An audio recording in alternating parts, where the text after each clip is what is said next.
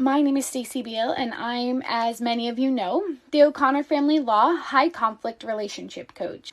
I work with many clients to help you through the process. I help you understand the family court system. I help you reduce your legal fees. We work together to navigate co-parenting, communication, recovering from narcissistic abuse. We learn proper ways to document, to rebuild your social support system, which when going through a separation and a divorce, having that social support system is very important.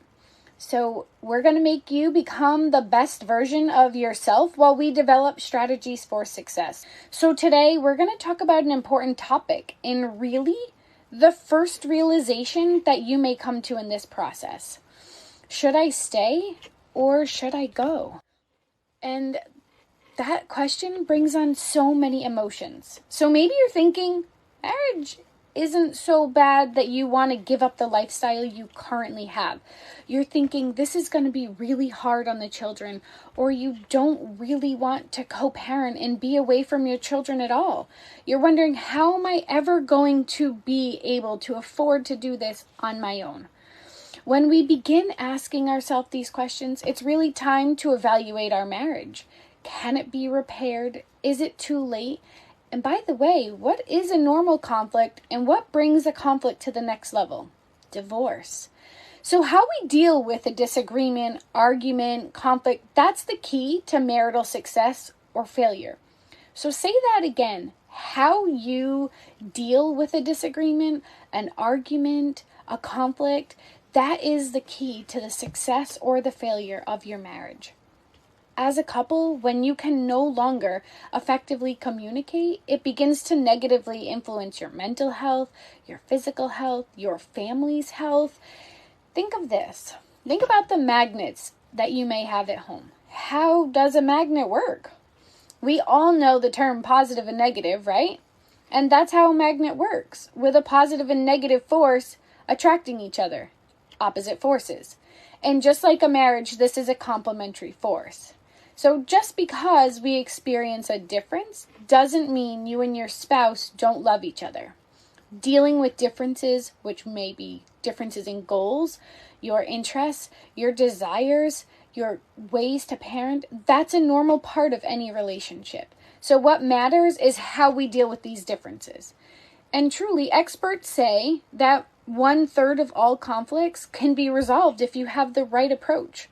So what is the right approach? The best popular approach to deal with a conflict and a resolution is to put yourself in your partner's shoes. Listen to what they're saying.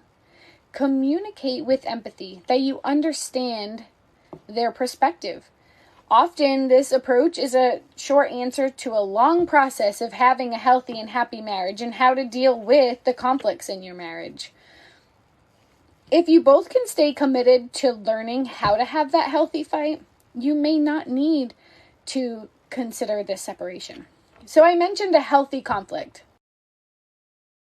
That's a new term for some people. What is a healthy conflict? So happy couples can talk through what a fight means. You respectfully listen to the other person's point of view, make eye contact when they're talking, and truly show that you care despite that you're having a disagreement. Don't focus on the fight and make it about the other person. Instead, have that healthy argument. Couples fight fairly because they're fighting about only the issue at hand, not about anything else. So a happy couple, you're considering the emotion of another person while fighting. You let each person know that they're heard and that you understand their point of view, and eventually you can resolve the issue and fight in a healthy way to compromise and bring yourself to a place of peace. The couple will understand that there's a more significant issue than winning the argument. Instead, the way you're going to win is by creating a happy and healthy relationship and having that. So that brings me to the unhealthy conflict. Some signs indicate your conflict and argument might have a more profound issue when it's not healthy because you're defensive. You're not taking responsibility for the disagreement. You're criticizing. You're attacking your partner instead of focusing on what the issue is that you're having a disagreement about. So when you're attacking your partner, this is involving saying things that are truly hurtful, that your partner may never forget. You're name calling, you're breaking down the person that you're talking to. You're also not caring by acting like you have the answers, which is really an ignorant thing to do to your partner. So to fight fair, you need to develop the good communication skills so you don't turn it into a destructive behavior to make your point. Learn these communication skills because you both want to improve your marriage. You also want to make sure that your fight never goes too far with abusive or threatening behaviors. And those behaviors are throwing or hitting things, physically fighting with your partner or children, threatening the well-being of your partner or your children. It's really common. All couples will have these disagreements. Not physical disagreements, but verbal disagreements. However, the key to the warning sign that you are fighting too much is that when you find yourself having a verbal disagreement more than you're agreeing, that becomes unhealthy. The key is that an average couple in a healthy relationship has more positive experiences than negatives and disagreements. Their arguing will happen less often than their moments of peace. So one of the best things you can do for your marriage to handle conflicts is to have a disagreement constructively. So what does that mean? Here's some ideas for you to do just that. I want you to listen to the following terms and examples that I've heard and ask yourself, how often do these occur when you're having a disagreement? Make the evaluation and maybe share it later with a spouse so that you can resolve this later and eliminate this pattern from your relationship. We all want a healthy, happy marriage. So when you're having a conflict, we first start with a harsh startup. When you start on the wrong foot, and it happens. But remember, the first 3 minutes of your conversation is the indicator on how it's going to end. You come into the living room after making dinner for your family, and there on the floor are your spouse's dirty socks. You quickly yell, "You never do anything. I have to do everything around here." I'm sure many of you have experienced this. This is an example of a harsh startup. You could gently have a gentle startup, which would be an I statement over you, where the example was, "You never do anything." Right? Now you want to change it to an I statement. I get so angry when I see dirty socks on the floor. So using that I statement is really going to put the blame on the socks and not your partner, which will help your partner not typically jump to a defensive position. Then we come to criticism. We have complaints with the intent to attack another person. So for the criticism, that varies really from a complaint and a critique, where a criticism is attacking the character and who they are as a person. We don't want to hold your partner in a negative light. We don't want them to feel like they're not appreciated, not understood, or respected. So an example of the criticism would be saying, "You never want to spend any money on your family. It's your fault we can never go anywhere because you spend all our money on useless items." The complaint might be, "We haven't gone on vacation together in so long.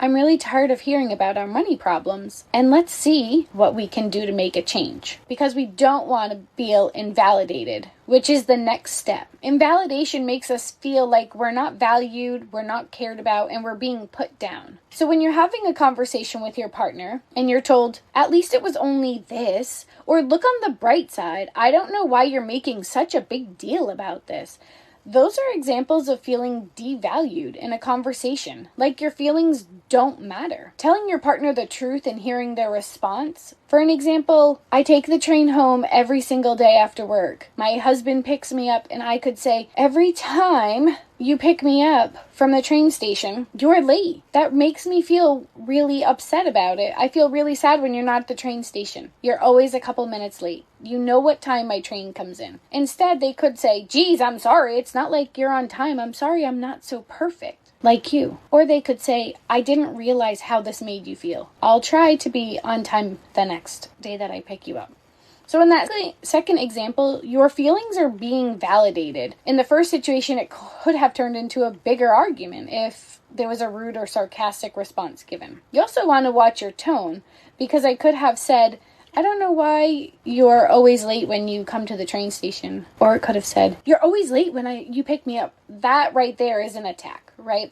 And we don't want to get defensive, Coming to the next topic of defensiveness, where it's counterattacking a partner's character, reflecting blame. This is where you come in with your weapons drawn. A simple example, I'm really upset that I can't find my keys. The defensive response, oh, let me guess, this is my fault too, just like when you couldn't find your glasses. When the conversation simply started with, I'm really upset I can't find my keys, and you're taking blame on, let me guess, it's my fault. So you really do. You come in with your weapons drawn, right? And you're thinking they're blaming you. Then we come to stonewalling, where you pull out with no intent. And an example of stonewalling is when you walk through the door after a long day at work and your partner is watching the NFL draft on TV. They have zero interest in the conversation that you're about to have, and you begin to talk. And your partner says to you, why don't you call your mom and tell her what happened? Can't you see I'm busy? Perhaps a better way to handle that, if you were watching the show, would be to let them know you care about their workday, but perhaps we could talk about it after this NFL draft is over. Flooding is when you're overwhelmed with the criticism, having the negative interpretation, viewing your partner as they're out to get you or what they're saying is harmful. But the most important piece here is listen to your body. This overwhelming response to being stressful and having these interactions may increase your heart rate, could give you tremors, anxiety, and also watch your physical body language, right? During a conversation, when you're crossing your arms, you're throwing them up in the air because you're upset. You have them across your chest.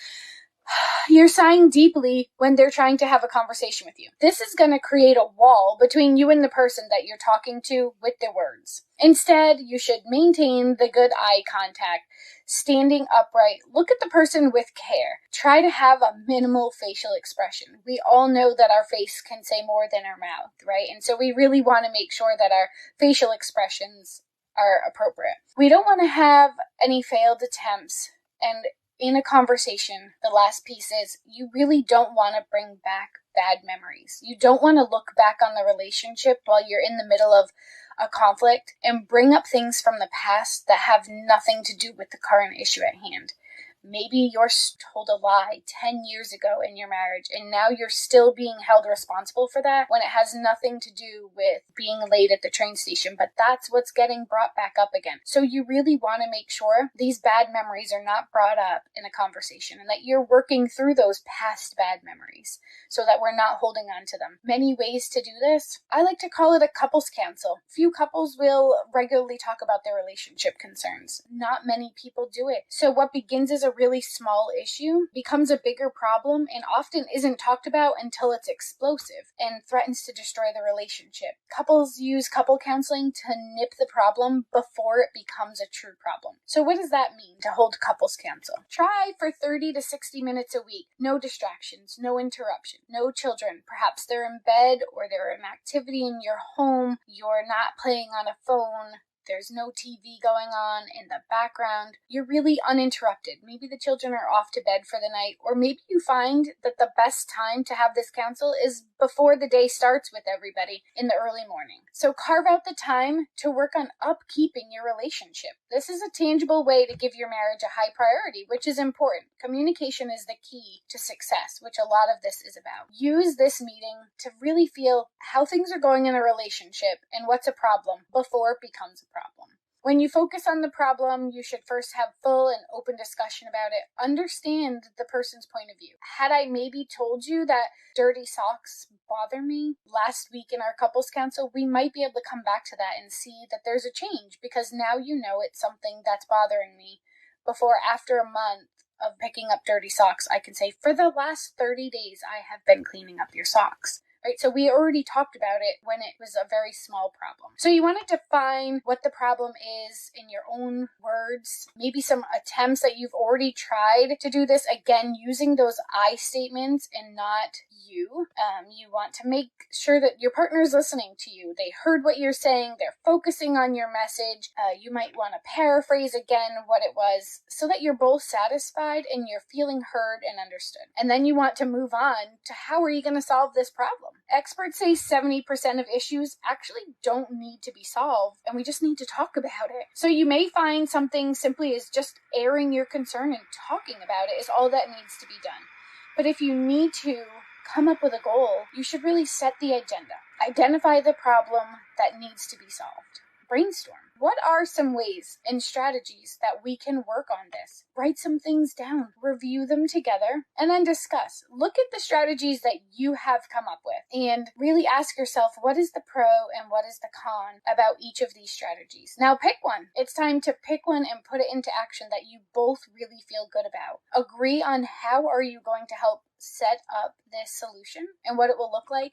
And lastly, follow up. Are we going to wait till next Sunday night again after the kids have gone to bed and perhaps at 6 days from now? Or are we going to talk in a couple days? It really depends on what the conflict is and if we can let it go longer, or if we should talk about, is this solution working? When couples use the techniques such as these, combined with really wanting to be with that person, you're less likely to fall into the destructive communication pattern. That's going to harm your marriage, and it's important that all issues get discussed. So now, after hearing some of these examples from today, talking about what is a healthy conflict and what is an unhealthy conflict, it's time for you to really make the decision. Do you stay or do you go? Deciding to stay is really a personal choice, and you need to ask yourself, what are you bringing in to each other's lives? What is this marriage about? Are we better together or are we better separate? Are we able to fix this with communication and working on our issues? And most important, are you both worth and ready to put the effort in? You have to both be ready to put the effort in. This is going to take time, so you also won't have all of your issues fixed overnight. You have to decide that this is important enough to put the time and put the effort and really work on the communication skills. If you're looking for more information on topics like today's discussion on do I stay or do I go,